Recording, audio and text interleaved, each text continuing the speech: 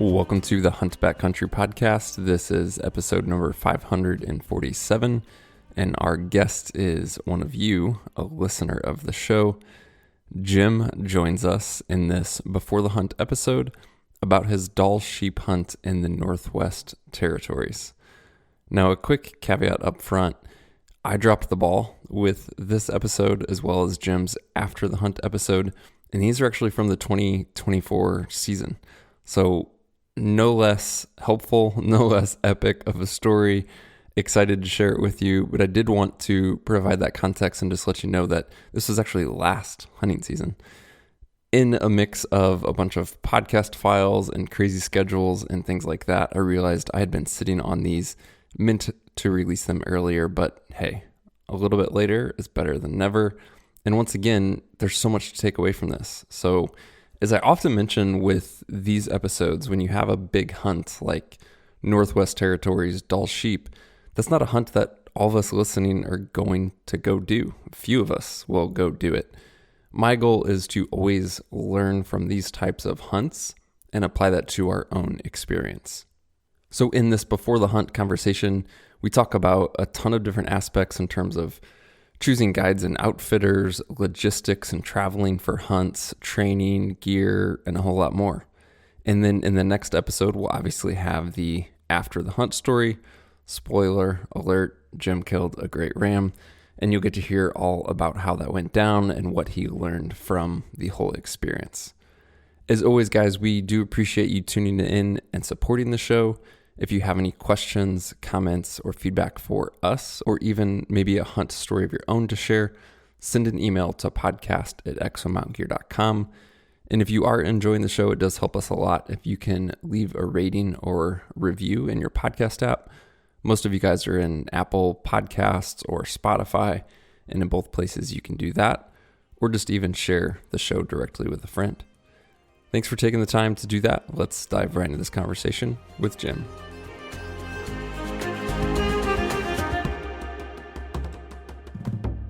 Well, Jim, excited to chat with you today. This one has kind of been a while in the works in terms of scheduling. And then the hunt that we're going to talk about, I know has been much, much longer in the works for you.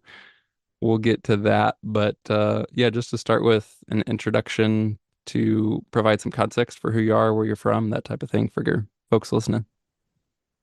Sure. Well, thanks for having me on. I'm a huge fan of the podcast. I think I listen to just about every hunting podcast out there, and yours is about the only one that I follow 100% and listen to every one of them all the way through. So thank you guys for doing what you do. It's just such a resource for all of us. Oh, that's cool, man. When you Um, listen back to this one, can you tolerate hearing yourself? I don't know. We'll see. I was on one other one. Did a short one with Jay Scott on turkeys Oh, a cool. while back. Yeah, so I live in the Roaring Fork Valley in Colorado, and that consists of basically everywhere from Glenwood Springs to Aspen is considered the Roaring Fork Valley. And I live in a little town called Basalt, and it's pretty picturesque. I love it. I moved here in, I think it was 2000 and late 2007, and have been here ever since. It's the longest place I've ever lived in that I could think of. I moved around quite a bit.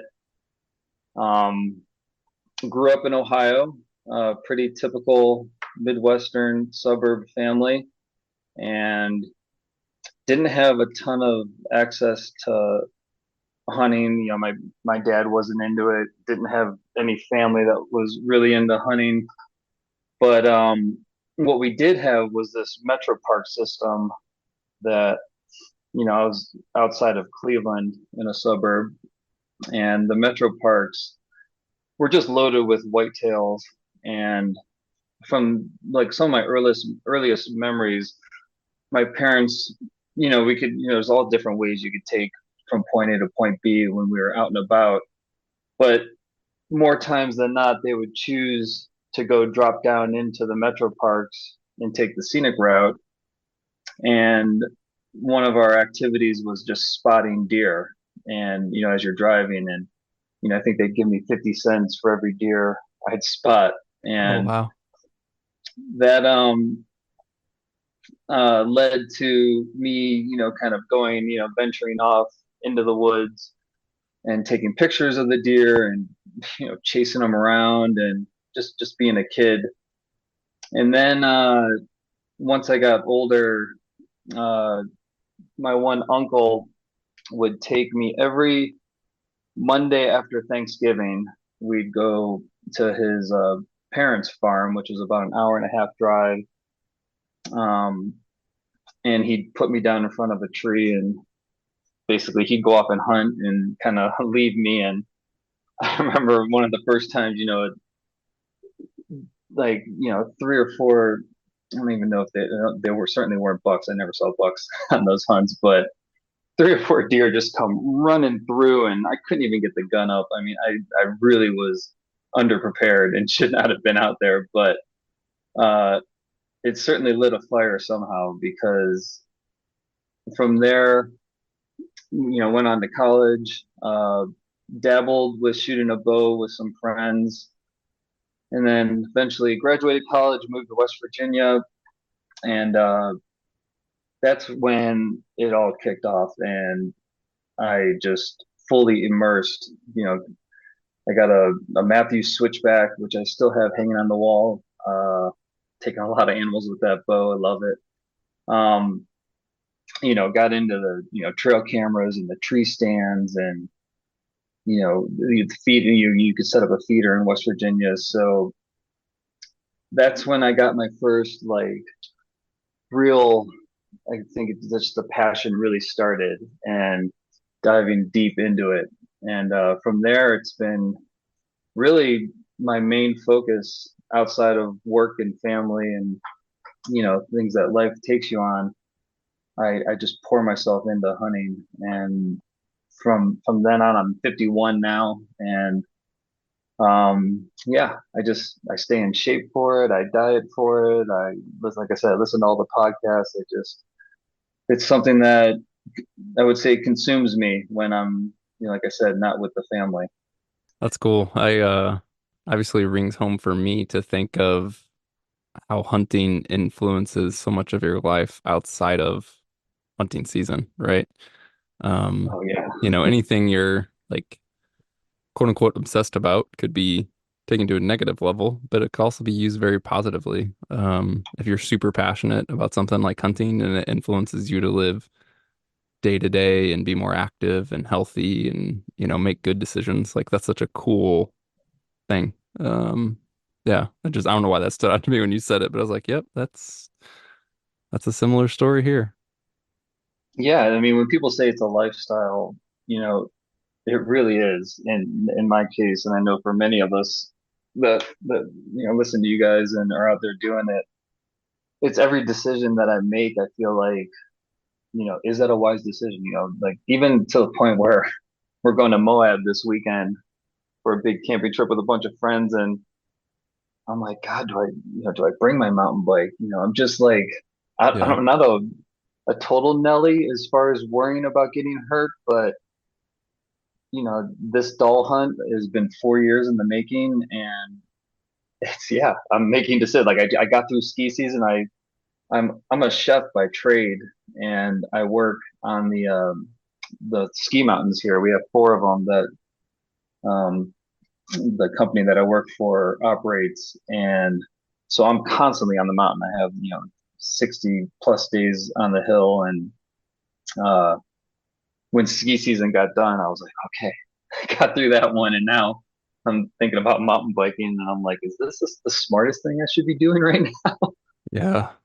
Dude, it's so funny you say that. Just this week, I was looking at the calendar between now and the start of hunting season and trying to figure out like, is there any events or races or stuff I want to do? And some of that's mountain biking, some of it isn't. But there was one event in particular that I was like, oh, that's like right what I would want to be doing. It was like the sweet spot of like distance and terrain, but it was 10 days or so before I would leave for a hunt. And I was like, gosh, dang it. I don't know if I can do it. Like chances are it'd be totally fine, but it is such a risk. So I know. It seems like the more orthopedic surgeries that you've had in your past, the more you realize that just when you're healthy and things are going well, you're so thankful and Yeah. things can change so quickly.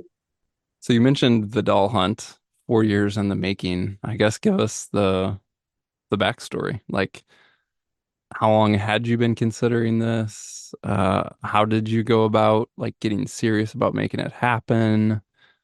Some of the process on narrowing down where you wanted to do it and then who you wanted to do it with. Like, I would just kind of love to hear that backstory. Yeah. So I really never had the opportunity to go on any kind of guided hunts um, until my father-in-law took me to Newfoundland, and he wanted to get a bear, and I wanted to go caribou hunting. And so we found an outfitter that he could hunt bear and I could hunt caribou. And then as that trip got closer, there was opportunity for me to also hunt moose.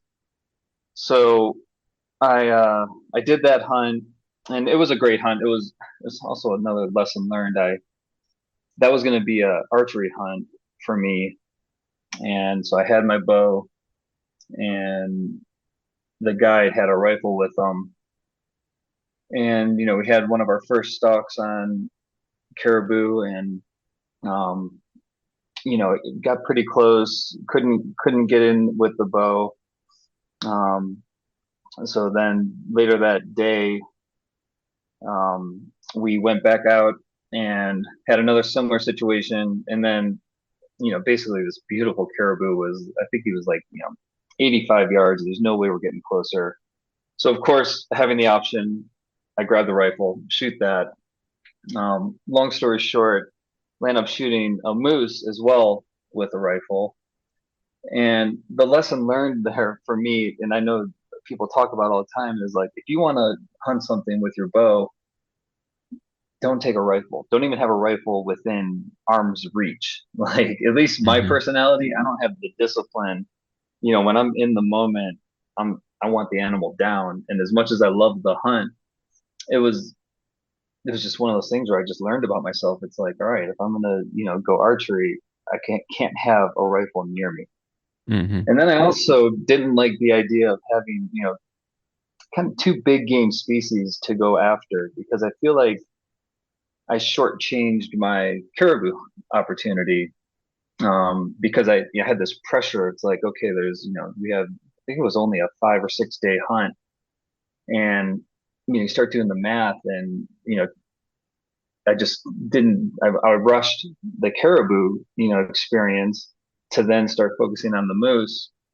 And so, anyways, I've decided two things on that. One, I'm not going to go with both weapons, and two, I'm going to focus on the primary, species that I'm going after, and then like adding on a wolf tag or something like that.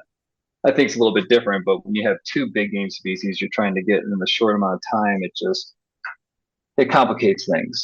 Um, so that was my first experience into like a guided hunt and an adventure hunt, flying to a hunt. So then fast forward probably, another 6 years, and my hunting buddy, we've been hunting together for 15 years now. We've always wanted to go to Alaska, so I'm the one that does all the research. He's like my human GPS. He pushes me. We never get lost. When I'm with him, I just always have this sense of comfort, and it's a really good match the way we work together. So I started researching Alaska, and we landed on caribou again. So we did a drop camp hunt up out of Kotzebue. Then they flew us in, dropped us, and came back, picked us up 8 days later. And that experience, like, kind of sealed the deal for me as far as that type of hunt and that kind of landscape. It was such a amazing experience, everything about it. Um, I could go on and on about that one, but that, really lit the fire for these travel hunts. And while I love, I spend I'm very fortunate that I could spend the vast majority of September, chasing elk with my bow here in Colorado. And then we always get a meat tag for later in the season for a cow with a rifle. But being able to supplement, we decided, once every few years, we were going to try and do, an adventure hunt somewhere. And then I started, thinking about the caribou, or the Dall sheep, and that stemmed from listening to another podcast that Clay Lancaster was on, and then I started doing research on him because I just really took to the podcast I was listening to, and just his demeanor, and I really liked his delivery, and it's just such a wealth of knowledge. So I started researching Dall hunts, and of course, there's Alaska and NWT are the two primary, for people in the states. And the more research I did just led me to NWT having, just a little bit better odds as far as actually succeeding. While that isn't the 100% primary, goal or reason for me picking NWT, it certainly, added weighed in on it. So I talked to Clay, talked to some other outfitters, and yeah, I just really clicked with Clay. We, probably talked one day for, about 45 minutes, and I just couldn't believe that he gave me that kind of time, first of all. And, I kind of went back and forth. He's like, well, you you know, got these two different, a woodland caribou and a barren ground caribou. He's like, you can go for a mountain caribou with us. He's like, it's a, really great experience. And I was also wavering on the price, like these hunts are really, really pricey.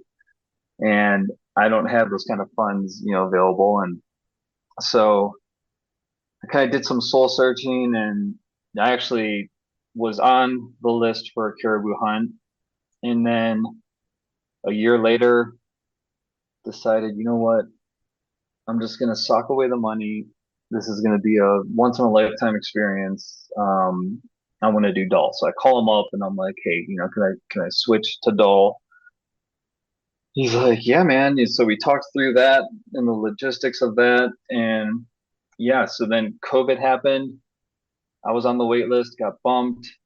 Um, so now, coming up after 4 years of being on this list, my my ticket's finally up, and so this basically I leave here July 30th, and then my hunt's the first 8 or 9 days of August.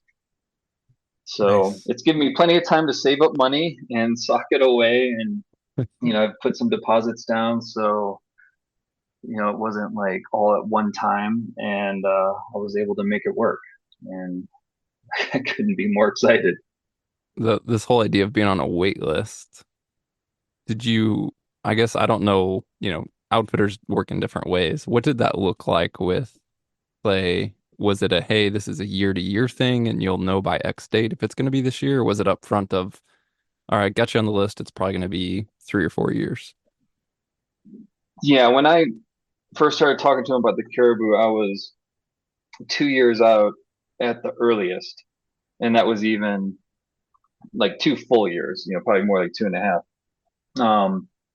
And then when I switched over to the Dall, and then COVID hit, that kind of bumped me. That's how it ended up being 4 years. And there's always the opportunity that people will back out, and then depending on where you are on the list, you could bump up and go a full year earlier. Um, that's what I was thinking last year might happen. So I was like, it's been great for my, physical shape, and staying in shape, because I really thought, I was going to be able to go last year.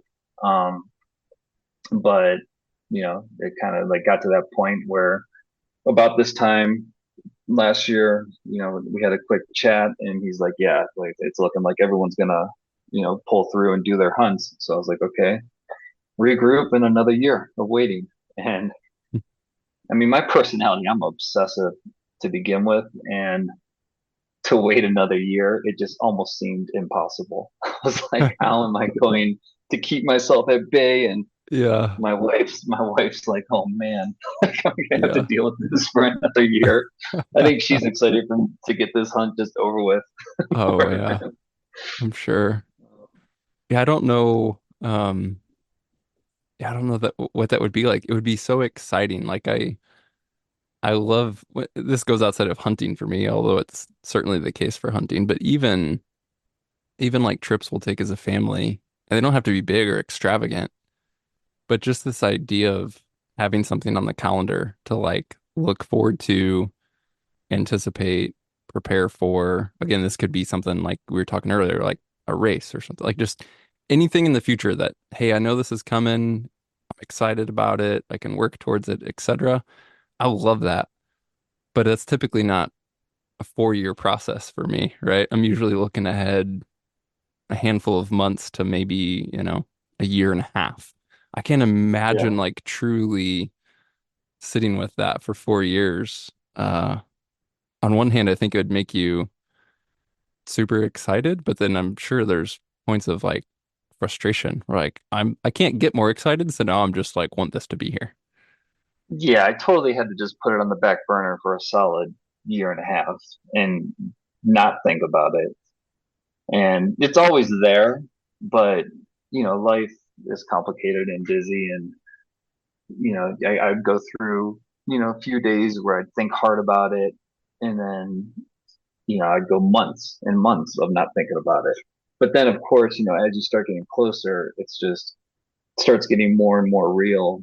And I also think, once I don't know if this is for everyone, but it seems like the older I get, I mean, obviously time's flying, and planning something now 2 years out just isn't even a thing. Like, oh, Hmm. it's only 2 years. And maybe this has been part of that, growth process for me as far as in combination with my age.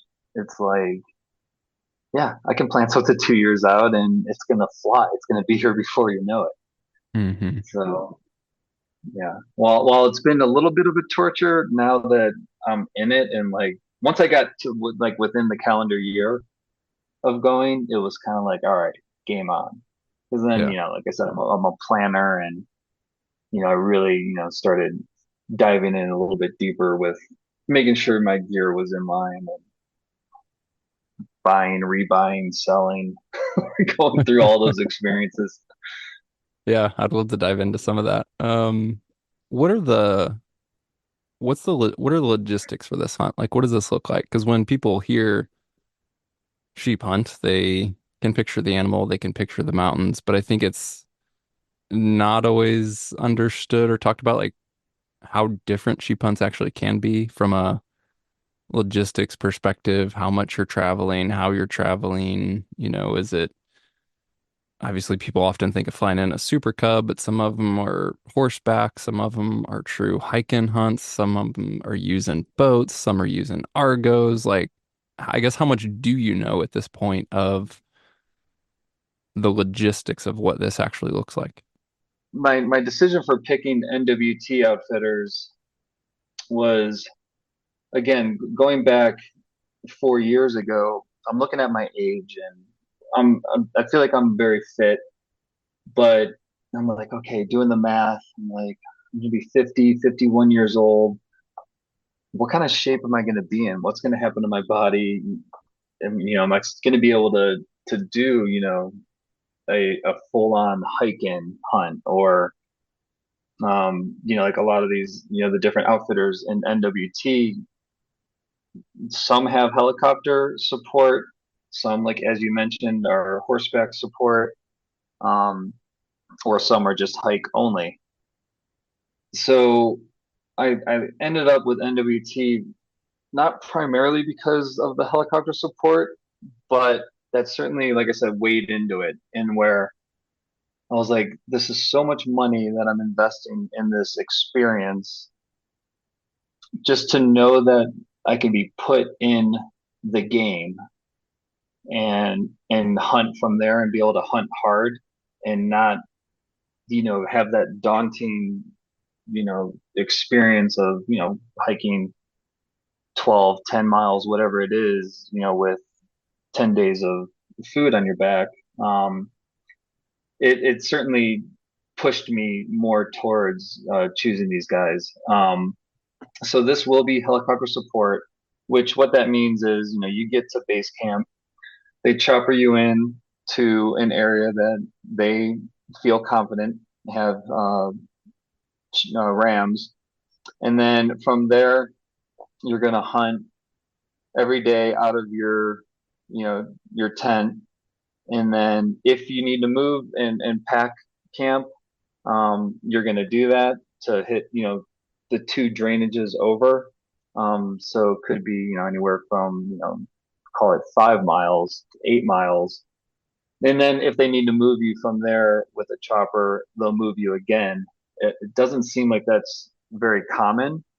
I've talked to some people that have hunted with these guys before, and then talking with Clay and Jim, his brother.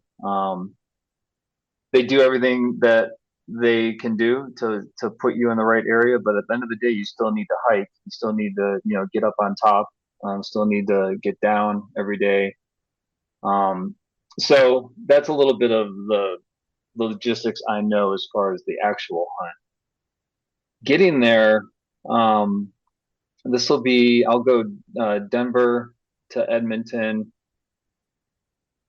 You spend the night in Edmonton and then take a Canadian North flight to Norman Wells. I might have to stop in Yellowknife. I think they drop off supplies. Um, Eventually get to Norman Wells, and then from Norman Wells, that second day, um, you go right into base camp. From base camp, that's where I can leave some stuff, uh, and the guide, I can shoot my rifle. I'll meet with the guide that I'm going to be with. We'll go through our gear, make sure we're not doubled up on anything, and then they fly you in and drop you off. And then on the way out, it's kind of like in reverse, but I'll spend a night in Norman Wells, and it's two things. It's the way that the flight schedule works. There's only one flight in and out a day, and then also if I'm fortunate enough to get a doll, then I'll have time to get it plugged and deal with meat, because my plan is, and this is actually one of the questions I wanted to talk about. My plan is to try and I just want to do a Euro mount, so I'd like to fly home with the head, and then fly home with meat and the cape as well. One of the big trophies that I like of all species that I take is I like the hides, just a flat tan, and so that's something that I definitely want to bring home. So it's a lot of travel. It's also, those flights aren't cheap. I'm able to fly United into Edmonton, but something to consider for guys that are doing these hunts is those Canadian North flights. Um, yeah, they're not cheap at all. So that was an added expense that I had to wrap my head around. What's a ballpark on that? I mean, I think I'm spending almost like 1,600 in just what I'll call puddle jumper flights. Like the little Okay. ones. The Edmonton flight wasn't bad at all. I Hmm. have a lot of points saved up and stuff with United, so that was actually quite cheap. But yeah, I wasn't prepared for the added expense of those flights internally, if you will, within Canada. Is there anything like you just mentioned on obviously getting a RAM plugged and wanting to come back with it? And I'm sure that Clay and his guys do a great job at informing you or even taking care of this. But just in terms of like when obviously on my sheep hunt, it was just Alaska.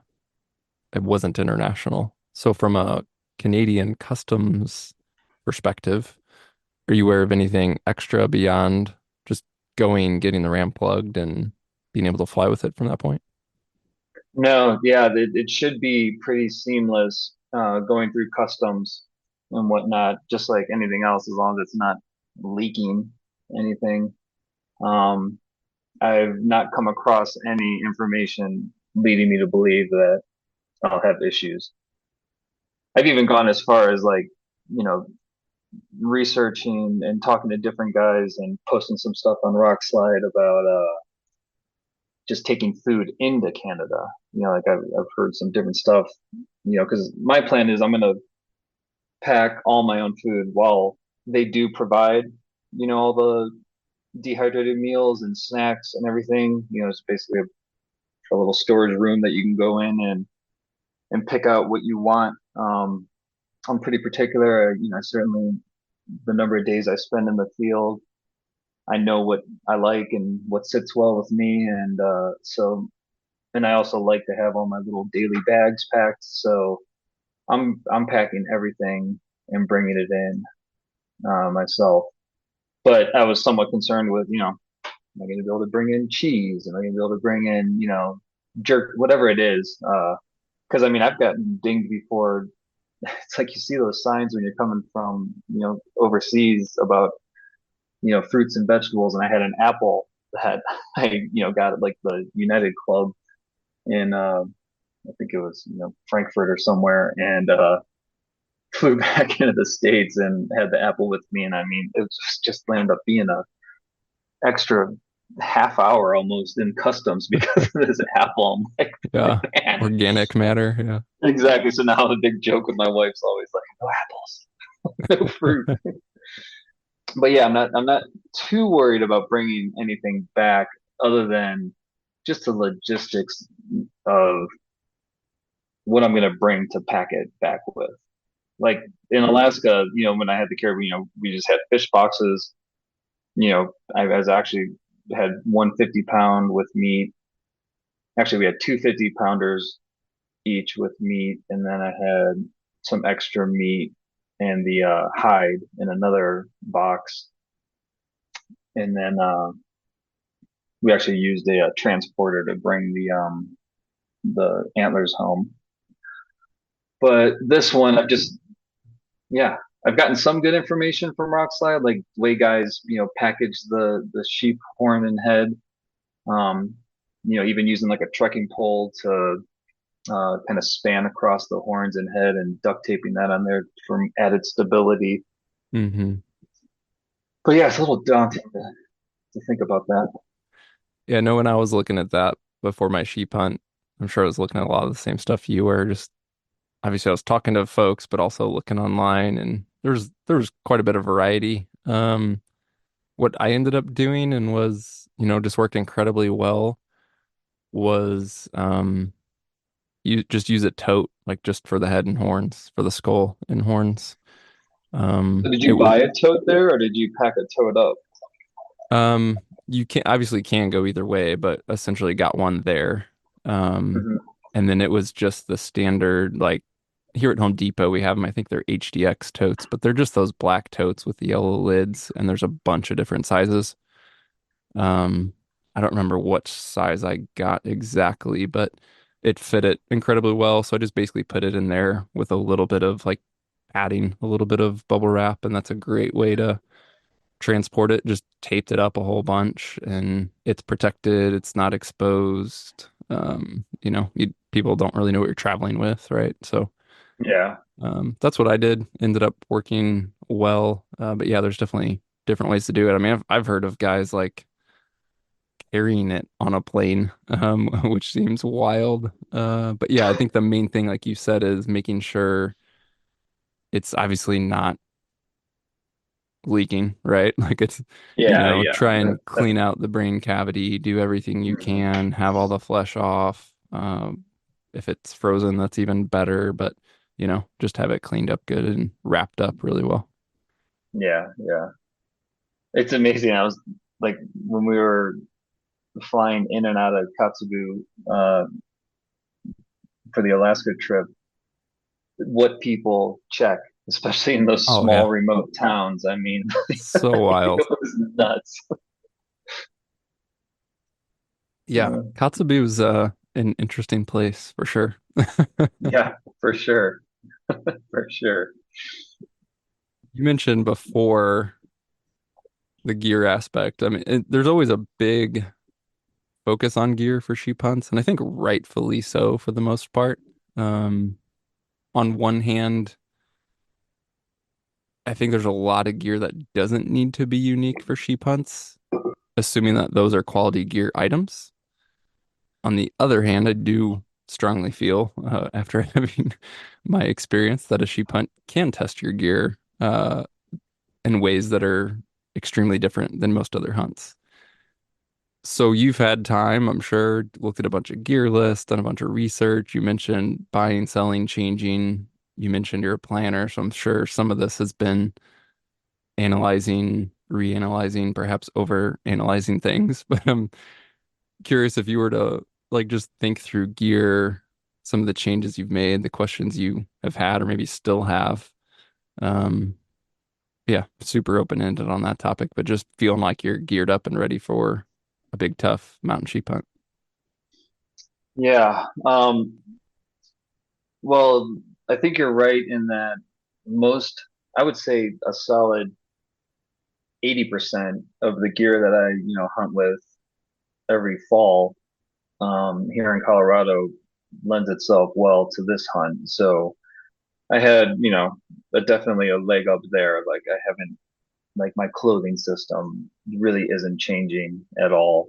Um, as well as the Alaska hunt that I did previously, that's I got a little beefier rain gear, but now actually I think I'm gonna go to a slightly lighter set of rain gear than what I had in Alaska. Um, some of the big ones that you know I switched my sleeping bag. I did go to the what is it, the Katabatic, um, and I know you're a big fan of those, and it's I didn't realize those guys are like as the crow flies, basically 50 miles from here. Um, and so I talked a lot with the guys over there, and I've been using a quilt here in Colorado for September's for the last 3 years, and I had a 30-degree enlightened equipment one, and my plan was to bring. I have a 15-degree regular kind of standard sleeping bag that I was planning on bringing, and then so this seemed like a good opportunity to get into a little warmer quilt, and so I went back and forth between the what is it the is it which one do you have, the 22 or the 20? Yeah, it's the Alsec 22. Yeah, 22. So I actually had both. I ordered both the 22 and the 15-degree quilts, and I went I did everything from like taking the same size stuff sack, shoving them both in there, weighing them both, putting them in my pack, um, and at the end of the day, the 15 was just a hair heavier, and really it wasn't even that noticeable. You know the compression of I was really able to compress it down. So I landed on that. So I'm gonna take the 15-degree quilt with me. Um, I did get a new tent. I'm a big TP fan, and I didn't want to bring a TP. I also didn't want to carry around. I think the outfitter will provide you with a tent, and they use the Hillebergs. I'm not sure which one, but wasn't really stoked on the weight of the thought of carrying around that Hilleberg. So I got I think it's the Kuyu Mountain Star, not the Storm one, but the Mountain Star, and I'm happy with that. I've been able to use that in the field some. Uh, so that was a change I made. Um, I'm still going back and forth on trekking poles. So I have one of those mountain sticks, the axe, Oh yeah. and Hmm. so while I haven't hunted or taken it into the field, I've been doing my training hikes with it lately, and I'm starting to love it. Like, and I could see where, like, I've been in some, it's pretty steep around here in the areas that we elk hunt, and there's definitely been times where I've either slipped side hilling or have like had to like grab a branch or a small sapling to keep me from sliding way further down than I want to go. And um so I think I might, and I don't know if this is a bad idea, but what I'm thinking about doing is taking one of my trekking poles and then, which is a collapsible, and then the mountain stick, to where if I'm coming out heavy and I want to use both, I can use both, or just keep the trekking pole kind of packed in my bag and then just use the mountain stick one handed. So that is still to be determined. The one thing, I do have those quick sticks on the trekking poles, Hmm. so I would lose out on that option. But to be honest, I have not practiced shooting on those sticks yet, and I am planning on, this is, we'll talk about this next, bringing a tripod that I can shoot off of. Um, but yeah, so right now I'm leaning towards one trekking pole and the mountain stick, um, but not sure. Yeah. So that one's still a little up in the air. I don't know if Hmm. you have any thoughts on that or. Yeah, I mean, I had that mountain stick on my goat hunt. Um and it definitely has its place in certain applications. I don't feel like it's generally or widely needed for a lot of stuff. And then to your point of you've been hiking with it, you like it, what I would say is it's also only as valuable as your familiarity with it and your ability to use it effectively, right? So, I mean, uh, Sure. the fact that you're hiking with it and, getting familiar with it, like inherently gives it more value than just it being new to you and you taking it, right? So yeah, I mean, if you're liking it, I wouldn't talk you out of it. I wouldn't, like normally on if you were gone on a rifle hunt in the lower 48, like an elk hunt, I'd be like, yeah, just definitely trekking poles with quick sticks type thing. I wouldn't want to give Right. that up. And the mountain stick wouldn't be needed in general. I will also say, again, this is casting with a broader net, not saying you couldn't need them, but as much as I love the quick sticks and as many animals as I've shot off of them, I don't think they're as widely needed for a sheep hunt as they are in other hunts. And it's generally possible with sheep to be prone. That doesn't mean they'll be perfect, but generally you will be able to get into some sort of situation to just shoot off of a bipod, whether you're fully prone or you still maybe in a more of a like seated position, but just the way the terrain typically is, you're going to be able to use a bipod or a tripod. So I'm not as, you know, insistent on the quick sticks for this Dall sheep hunt as I would be on others, for example. I wouldn't hardly go on any hunts without quick sticks and trekking poles, but this one I would be like, oh, I'll be fine.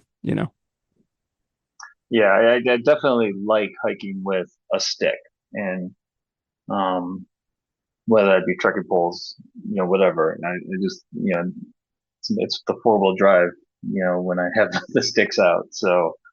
Um, so anyways, I'll figure that one out as I get more into my, training throughout the summer.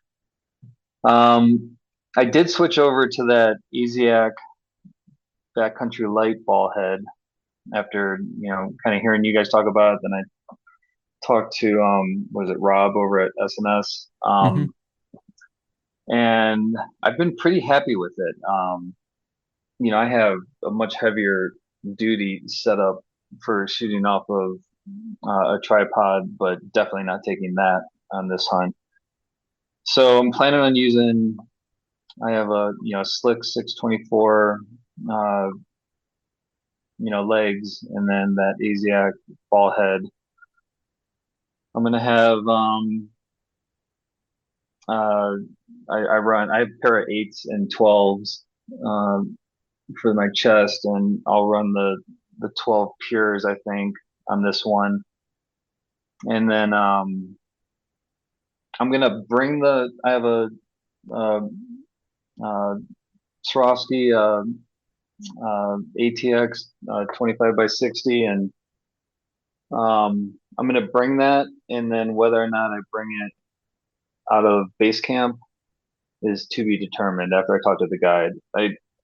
I like the digiscope. I like learning about the animal. The thought of having to share a spotter doesn't doesn't really interest me that much. But I mean that's when you talk about being able to go back and forth with a bunch of people on rock slide. That scopes and ammunition. I mean, you could go down Yeah. some rabbit holes. And so, anyways, I'm gonna Yeah, I bring it mean, with, and my plan is to probably want to pack it because my pack weight, everything in, I'm comfortable with. Especially, as I start eating, getting a couple days into it with, reducing almost 2 pounds a day. yeah. It's almost like after the first 2 days, you're covered. So, Hmm. yeah. Yeah, I would travel with it with the hope of not taking it, essentially. Um, and then and maybe you get 100% answer before you do travel with it and it influences your decision. But if there is a digiscoping setup, then quote unquote sharing a spotter becomes pretty irrelevant. I won't say completely irrelevant, but like it's pretty easy for you and the guide to like look at the phone, right? Mhm. And have like a digiscoping setup that yes, you're getting footage of the animals, which I totally understand the desire to want to have, but it also makes it much easier to quote unquote share a spotter at that point because you're just both looking at a screen versus being stuck in an eyepiece. And so in my head, the possibilities are, use the guide's spotter and then understand what digiscoping system he runs, and maybe your phone's compatible or you get an adapter and use your phone, or just be really clear with him of like, hey, if we're taking your spotter and you already run your own digiscoping, like I really, really value having footage. Can I 100% get footage from you, right? If you're using his phone to digiscope with. Yeah, sure. When you're making that decision, Yeah, at yeah. base camp, like, yeah. So I'll definitely, bring it at least to base camp, and if I have to leave it back, I'll leave it back. But Hmm. been When you going back said and forth on that one. when you said eights and 12s earlier, your 12s are pures. What are your eights for binos? My 8s are every bit of 20. They're Swaros. They're every, what are they? The ELs? ELs, yeah. Okay. Yeah. They're probably 20 years old. I mean, they're totally serviceable. I love them. Hmm. I use them, for different applications. I just like they're the 12s at this point are, um, while not as good as the 8s hand holding, they're just slimmer. Like everything, like they fit in my bino harness better. They're just lower profile than my old 8s. Hmm. So that kind of leads, into it somewhat. Yeah. And I have everything set up to where I can run it off of my, tripod. So the 12s on the tripod are, I mean, they're money. Like I love them. Yeah. And yeah, even if you don't pack the spotter, if you have a lightweight tripod, like I ran that Asiac, I mean, it was perfect. And it gave me the ability to sit in glass with binos and not have to handhold. And then obviously it was there for any potential of like shooting support that was higher than a bipod level. So as long as you have a lightweight tripod, um, I do feel for most guys it's worth bringing that, even if you don't carry a spotter. Yeah, it's coming. Yeah. Uh, Made the decision pretty early on. I was bringing that. Um, I'm also going back and forth on my pack. So, I switched over. I had the K3, then got the K4 and have the 5500, and then um bought the is it the it goes to 7,000 after that. Yeah, yeah. Yeah, so then I got the 7,000 in, and I actually did like a full simulation where I didn't have like the food exactly right, but I just had some 8 days of food, as far as weight wise and general size. And this kind of goes back to my OCD planning, like, and I packed both packs, and I can get everything in the 5500, and it's tight.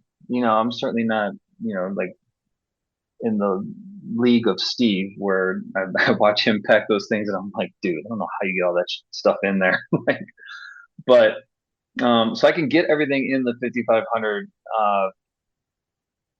but it's tight. And then the I just like the idea of. I guess I'm leaning going almost like going back to the 5500 instead of the 7,000, just for the day hunting aspect of it. And I think personally, I just I I'm way more familiar with the 5500 than the 7,000, and it's kind of a comfort level of just day hunting. Because we are going to, in essence, unless we're moving camp, we're not hunting with camp on our back. Hmm. So, um, I'm thinking I'm going to be able to leave back, you know, 80% of the food, every day, Yeah. and some of the bigger items like the tent and whatnot. So why wouldn't I just cram everything in there tight as a tick? Um, and again, knowing I have the helicopter support, we're not going to have to, hike a crazy amount out with any loads. So I'm thinking I'm going to go with the 5500. Hmm. That may change again, but that's where I'm leaning right now. I tend to agree. That's the way I would go, especially for the specific context of this hunt. Um, it obviously is logistics dependent, and then even what gear someone's bringing. Um, but I mean, even on my sheep hunt, which was just 100% a backpack hunt and didn't have any support and was all self-sustained, I used the 5,000.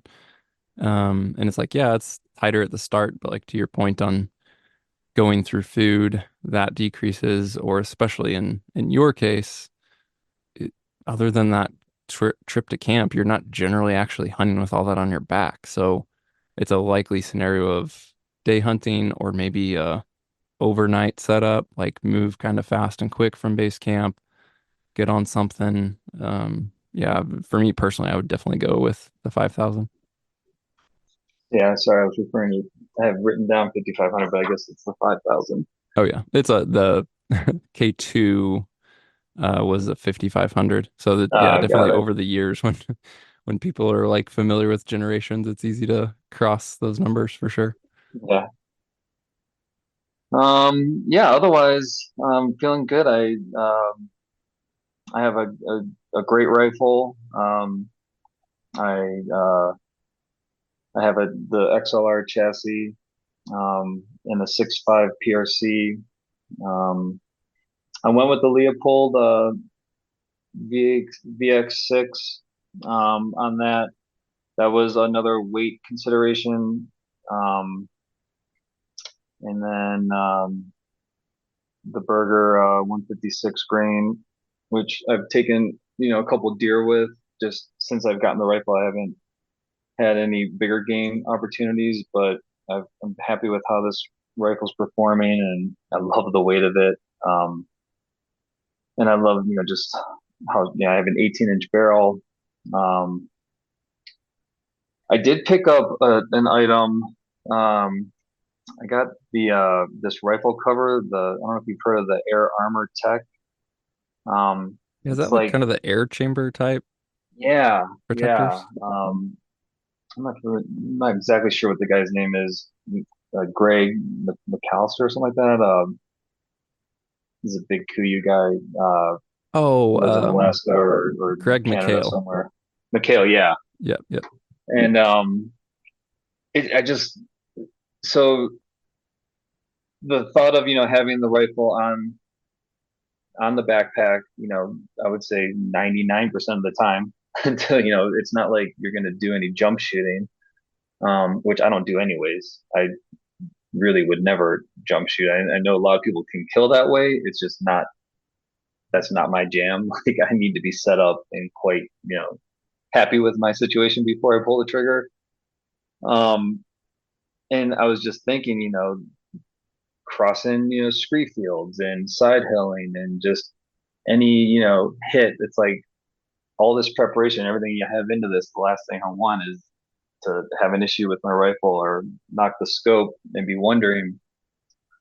And so I got this thing in, and with fully intending, okay, I'll just send it back if I don't like it. And I've played around with it a lot, and it's pretty amazing. Like you don't have to blow it up, so it could just be just a straight, kind of soft-sided cover, or you just take out the little hose, blow it up, and now you have this, protective chamber that basically the whole action, everything, the trigger, the scope is protected, in air, and so I'm excited to run that, and I feel like if anything, it just mentally gives me a little more confidence, knowing that it's protected.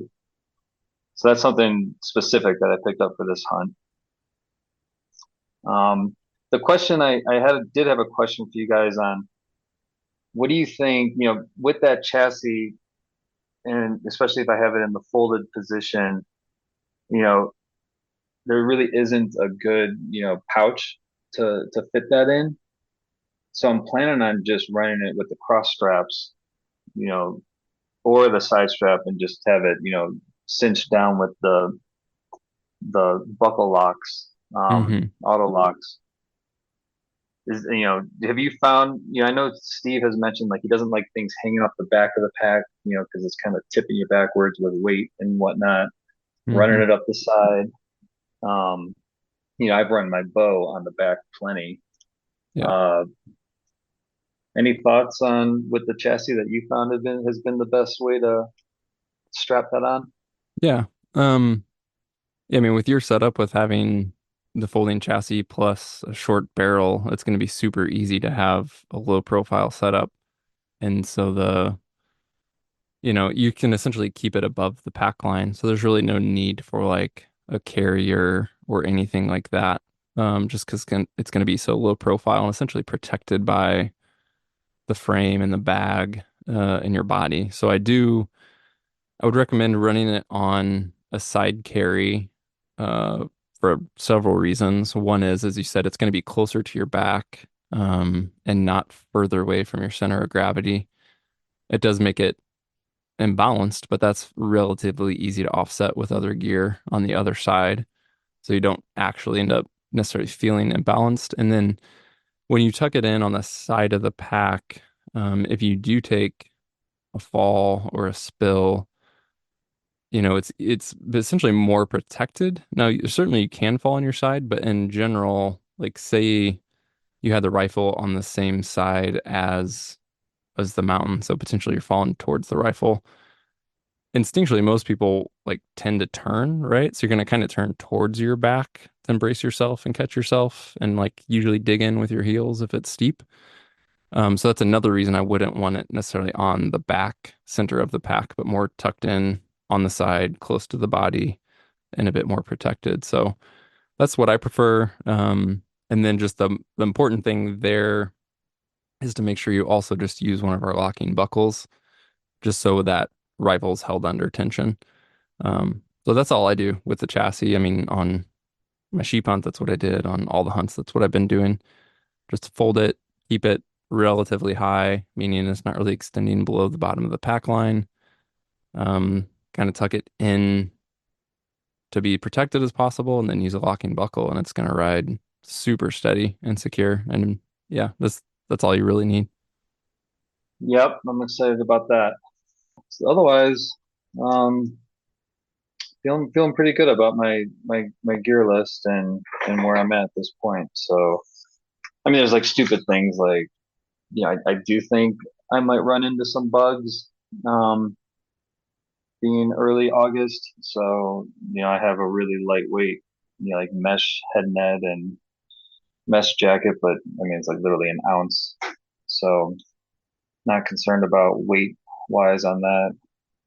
Whether I take 3 pairs of socks or 2 pairs of socks, just small things like that where probably be some last minute, decisions. Yeah, I think the biggest opportunity is really just to pare down. I know you said you're comfortable with your pack weight, but I still feel that like don't carry more than you have to, like in case this hunt does end up becoming, something more intense or goes further or you have to climb more, etc. And then just like to me, whether you do this as much as in advance or really just when you get there to base camp, but just making sure you're not double carrying much with the guide, right? There's, a bunch of opportunities to share stuff where it makes sense. And then I don't feel like you have to share everything. I mean, I've seen people talk about going on guided hunts, whether it's sheep or not, and like them not carrying their own stove or It's funny you say water that. I was just filter getting ready to talk or about the stove because I do like, my coffee in the morning, and the thought of having to wait or walk over to his tent oh to, yeah. for me to start my situation when I have like that little pocket rocket. So it's just, I know ounces add up to pounds and all, all that stuff, but Yeah. there's just some things where I'm like, kind of like, well, I'm looking at everything on my list and I've weighed it out, and Hmm.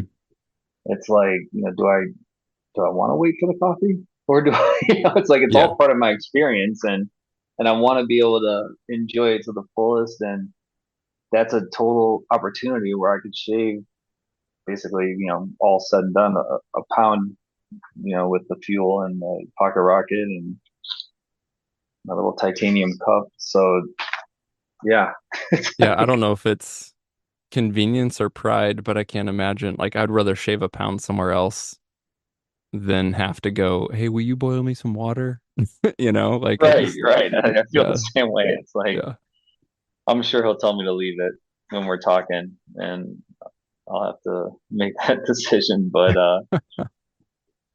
um, yeah, it's funny. Like in my gear room, I have it taped up. Don't pack your fears, and I try and live by that. You know, I'll lay everything out, and then I start seeing what can I pull out, what can I pull out, what can I pull out, and I just keep that in the back of my head, like, you know, probably not going to die if you don't have this. Like, is that hmm thing really, like, how important is it? So I yeah, try and live by that when I'm getting my gear together. yeah. And I think a hunt like this where you're guided, uh, in general with someone quite experienced, right? Like, I don't want to put all on them, but their job is essentially to make sure not only that you have a great experience from a hunting perspective, but that you are safe and there are contingencies, et cetera, right? So when it comes to these possibilities and all these what if scenarios, it's not all on you. Like you're a team together. So, like I see people still who are like packing, I don't know, like extra knives, extra headlamps, whatever. And at the end of the day, it's like, okay, well, in this case, you're on a guided hunt with a guide who probably generally doesn't expect you to use your knife at all, much less have a couple of them. Right. Or you do have a headlamp you can rely on. You probably don't need an extra, partially in a hunt like this, because you have so much daylight, right? So there's like, it's just a matter of thinking through some of those things. And I know that that sounds like, well, it's only an extra, 3 ounce knife and an extra 3 ounce headlamp. And it's like, well, those two alone already began to save you over, a third of a pound. And then you start doing that and just making some decisions and you do end up with several pounds that you can probably shave. Which again, Totally. for some hunts may not matter, but certainly in a hunt like this, it definitely can matter. Yeah, especially when you're considering if you're going to bring a, say, a spotter or, something else like a stove. It's Yeah, like, all right, now I've just cut out that weight and it's allowed me to bring this now. right. Yeah. And just simplicity, right? Like going back to, I mean, we try and say this, but we probably still don't say it enough or it's not talked about enough. Like the goal in not bringing a bunch of extra stuff or unneeded stuff isn't just a lighter pack. It's that you legitimately have less stuff, right? And there's less to take care of. Sure. There's less to pack. There's less to organize. You have a simpler system and you literally can just like be more streamlined and enjoy the experience and spend less time like fiddling with stuff or packing stuff and reorganizing stuff. Like just keep it simple. Yeah, it's a good way to put it. I haven't thought of it from that light.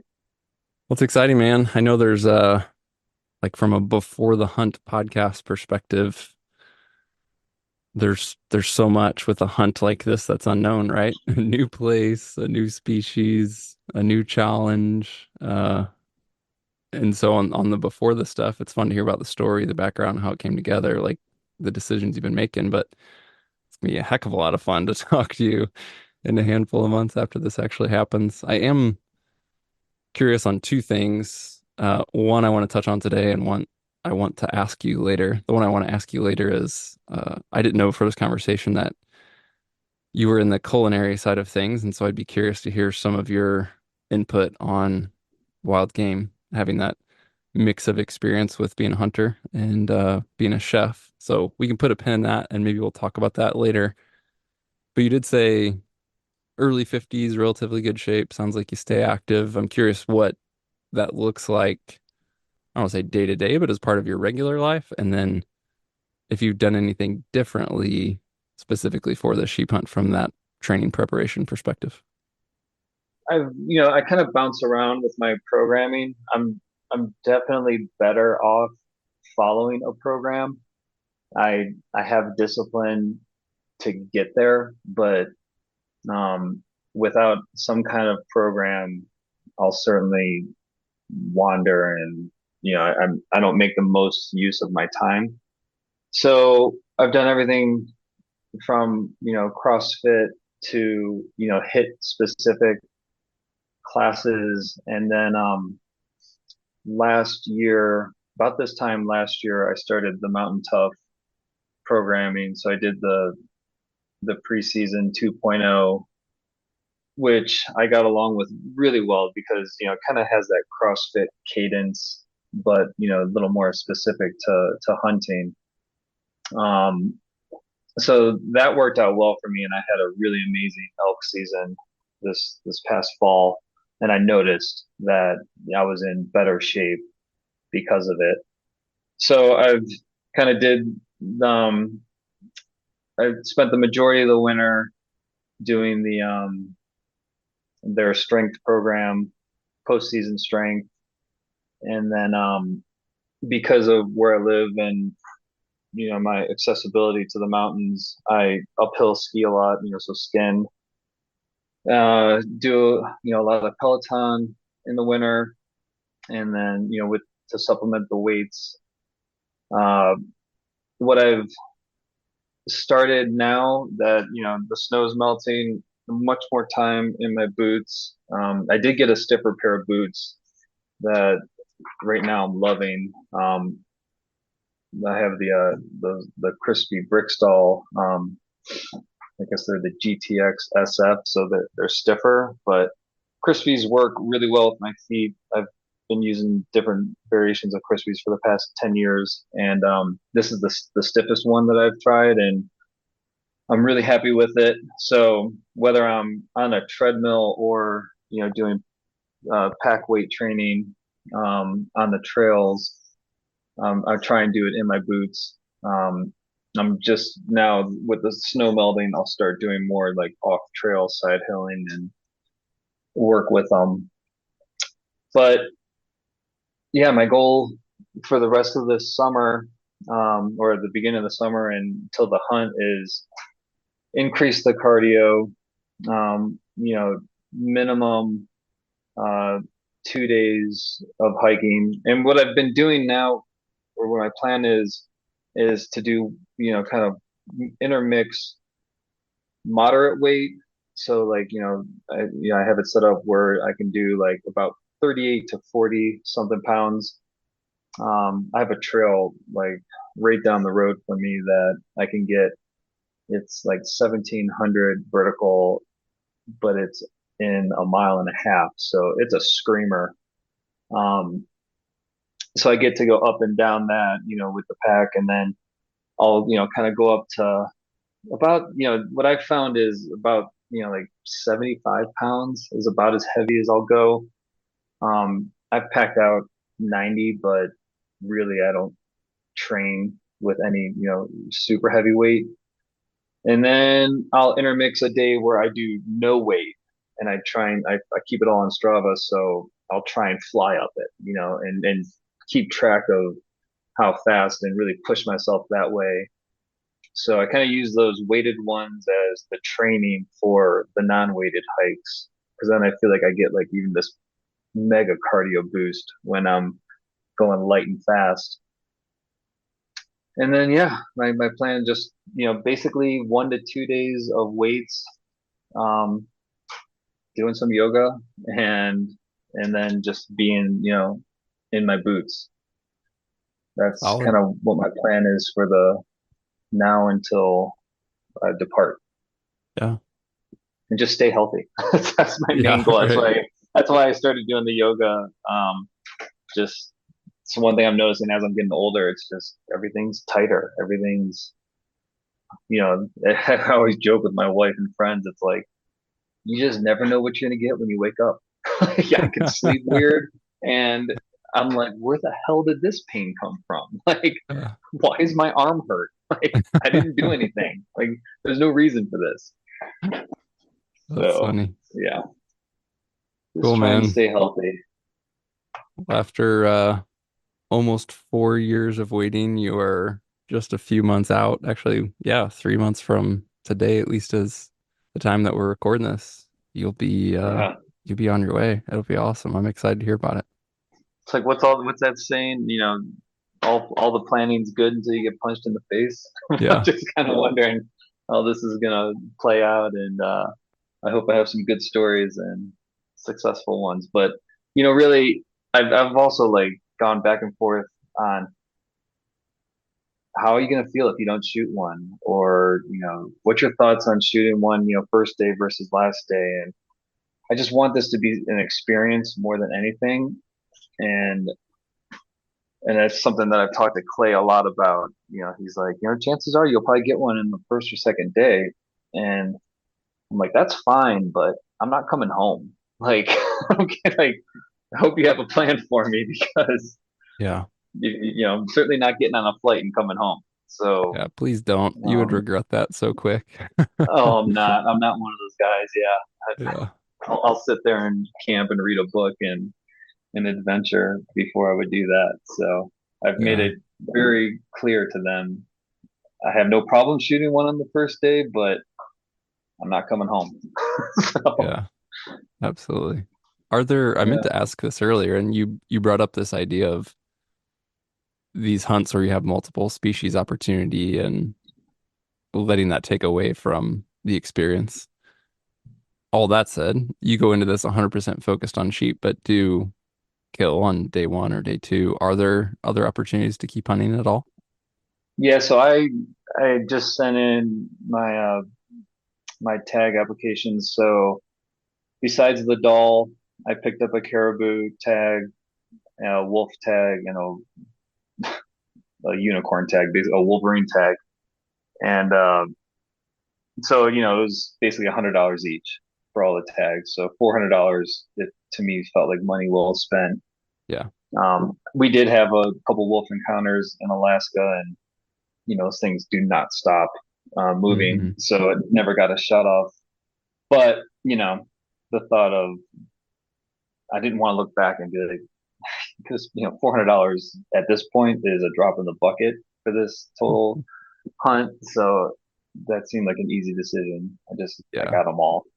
Yeah. Yeah. Agreed.